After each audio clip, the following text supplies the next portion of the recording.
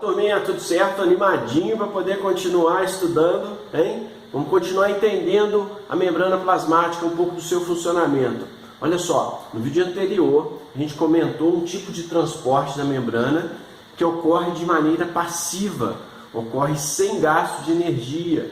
Sabe por quê? Porque ele é espontâneo, né? Você lembra aí o que promove esse movimento passivo?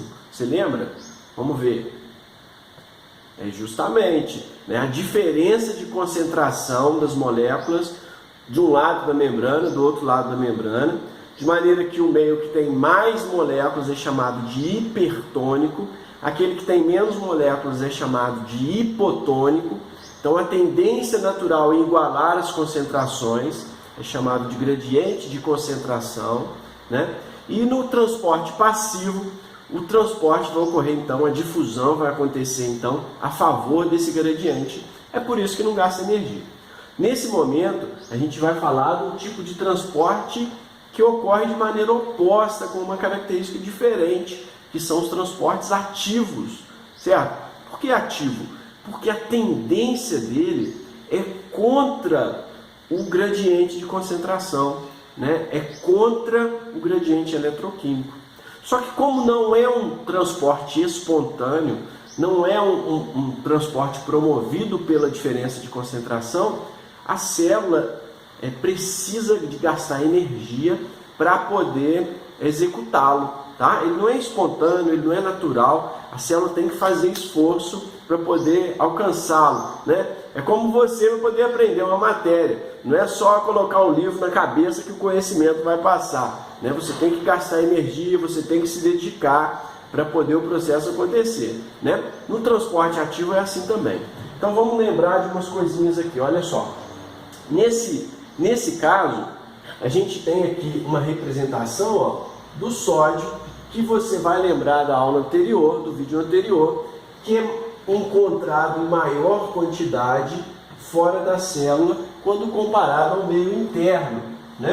Então o meio interno tem menos sódio do que o meio externo, correto? Então o sentido do gradiente de concentração do sódio está para o interior da célula, correto? Há uma tendência natural desse sódio entrar na célula, ele está mais concentrado dentro, fora do que dentro, correto? Agora, existem outros eletrólitos, tem o potássio, tem o cálcio, tem o cloreto, tem o magnésio, que estão em diferentes concentrações também. Vou dar um outro exemplo aqui, seria o potássio. O potássio é representado pela letra K, olha só, é representado pela letra K. E dentro das células, existem mais potássio do que do lado de fora delas. Tá? Então, a concentração de potássio é maior no interior da célula, certinho?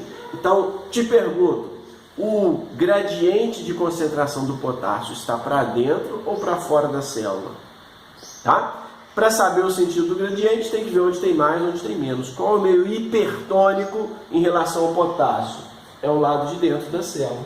Então, o gradiente de concentração está para fora. Vamos ver, espero que você tenha acertado. Se você não acertou essa pergunta, se não soube responder essa pergunta, volta no vídeo anterior, que eu explico com mais calma lá, tá? Olha aqui. Então existe uma tendência natural do potássio em sair da célula, existe uma tendência natural do sódio em entrar na célula, tá? Isso é muito comum em células que têm as suas membranas excitáveis, células que mudam a carga da sua membrana para poder funcionar. Por exemplo, neurônios, células musculares, tá? São células chamadas de excitáveis. Nessas células, o transporte de sódio e potássio está muito relacionado com o funcionamento, tá? E aí então, nelas acontece ao mesmo tempo a entrada de sódio por difusão facilitada, acontece também a saída de potássio por difusão facilitada, certo? Para a célula funcionar. E como parte desse funcionamento, para restaurar as concentrações iniciais, ou seja, para deixar novamente mais sódio fora e mais potássio dentro, a célula vai precisar de um transporte ativo. ela vai precisar de gastar energia, correto? Para poder executá-lo. Senão, iria igualar as concentrações e a célula não ia funcionar como deveria. Para o neurônio funcionar, ele precisa dessa diferença de concentração de sódio e de potássio, para a célula muscular contrair também, tá? E outras células também. Enfim, dessa forma, então, o sódio que entrou na célula vai ter que sair. Então, vou representar aqui, olha só. O sódio agora, ó, ele vai se ligar na parte interna da célula, de um transportador que existe lá na membrana. O potássio vai se ligar na parte externa, certo? E quando esses eletrólitos se ligam ali, esse transportador muda a sua forma. O transportador é uma proteína. Sempre que a gente pensar em proteína, a gente tem que pensar em organização tridimensional, conformação, tá? Então, quando o potássio se encaixa aqui e o sódio se encaixa aqui, há uma mudança na forma que vai colocar novamente o sódio para fora da célula, tá? E vai colocar o potássio novamente para o interior dela, ó, para restaurar os níveis iniciais, ok? Como é um processo que ocorre contra a tendência natural desses eletrólitos, o do sódio entrar vai para fora, o do potássio sair, volta para dentro. É um processo, então, que essa mudança, na qual essa mudança no formato da proteína que vai fazer esse transporte, gasta energia, gasta uma molécula chamada ATP, certo? Por isso nós vamos ter uma aula para descobrir de onde vem esse ATP e para que mais que ele serve. Nesse momento a gente entende que ele é uma molécula energética, ele vai promover o funcionamento de muitas moléculas no organismo, inclusive essas moléculas da membrana plasmática, ok? Então veja bem, para esse transportador colocar o potássio para dentro da célula e o sódio para fora, ele gasta energia. Gasta energia por quê? Porque esses transportes ocorrem contra a tendência natural deles, né, que é o gradiente eletroquímico. Então, a característica do transporte ativo é contra o gradiente eletroquímico e por esse motivo gasta energia, por esse motivo gasta ATP, tá? O exemplo que eu comentei com você desse transportador que joga o potássio para dentro da célula e que transporta o sódio para fora, né, é chamado de bomba de sódio e potássio. Como gasta ATP? ATPase, tá? Bomba de sódio e potássio, ATPase, tá? É um exemplo dos transportes ativos que podem acontecer através das membranas, tá? No caso, a membrana plasmática tem, e essa bomba serve para o funcionamento normal do neurônio, serve para o funcionamento normal das células musculares. Essa bomba é alvo de medicamentos, então tem um medicamento para poder tratar uma doença no coração chamada insuficiência cardíaca, né? Que esse medicamento é chamado de digoxina, é o nome dele, tá? Na faculdade a gente vai estudar, na aula de farmacologia a gente vai ver isso, ok? E as suas consequências de inibir essa bomba. Por que será que, se a célula precisa dessa bomba de sódio e potássio para funcionar, por que será que no tratamento de uma doença tem que inibir a bomba? Né? A gente vê lá no vídeo, mais para frente nós vamos ter essa aula aí. Aguarda aí. Olha lá, bomba de sódio e potássio, então está entendido, né? Existem muitas outras bombas, tá? Que transportam outros eletrólitos, outras moléculas, ok? No caso, a gente tem, por exemplo, como eu falei com vocês, as membranas celulares têm essa composição e existem bombas em outras membranas da célula. Por exemplo, vou representar aqui para você uma célula, tá? Aqui o núcleo dela representado, ok? Fundido a membrana nuclear, tem uma organela que é chamada de retículo endoplasmático. Nós teremos uma aulinha sobre ela futuramente. Esse retículo endoplasmático é um compartimento que é isolado, que é separado do citoplasma, né? Mas que ele funciona permitindo a passagem de moléculas para dentro e para fora dessa organela, né?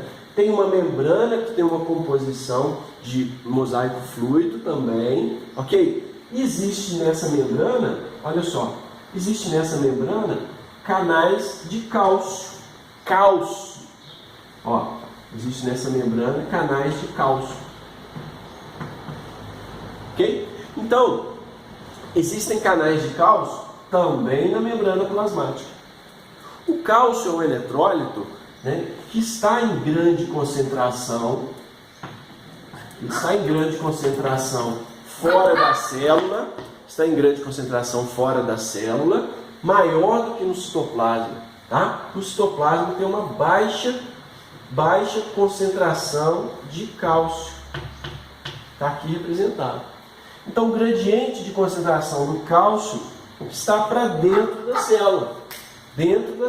Ó, o cálcio vai entrar na célula. Agora, no retículo endoplasmático também tem mais cálcio do que no citoplasma.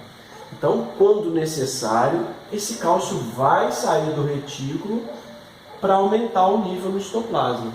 Ok? Algumas células necessitam disso para poder funcionar também, conforme a gente viu anteriormente, para a bomba de sódio e potássio. Tá? Mas, como exemplo, a gente tem aqui, por exemplo, uma célula muscular, um neurônio, ele também precisa desse aumento do cálcio no citoplasma.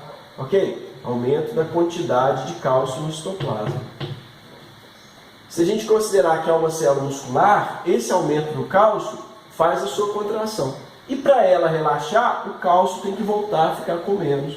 Então existe na membrana do retículo, ó, uma bomba de cálcio que vai pegar esse íon e devolvê-lo para o retículo. Tá? Existe na membrana plasmática uma bomba de cálcio que vai jogá-lo para fora da célula para voltar ao estado inicial com baixa quantidade desse eletrólito ali no citoplasma. Entendeu? Então, outro exemplo de bomba, né? Outro exemplo de transporte ativo é a bomba de cálcio, tá? Que tem na membrana dessa organela que é o retículo endoplasmático. Entendido? Joia? Aperta o pause quando precisar, tá? Anote, estude, gaste seu tempo estudando, porque senão você não vai aprender. Você tem que se dedicar, tem que aprender, e aperta pause quando necessário, faça anotação, grifa, colore, faz o que você quiser para poder gravar. Certinho? A gente vai junto caminhando. No próximo vídeo a gente volta com outro assunto, tá? Combinado? Te aguardo lá então. Até a próxima. Tchau, tchau!